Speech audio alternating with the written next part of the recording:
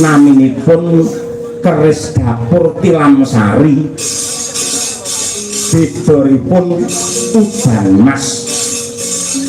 kangge ingkang pitaya ingkang percaya keris dapur Tilamsari niku sinten kemawon ingkang gaduh lan kagungan gesangipun badhe tentrem kebak kamulyan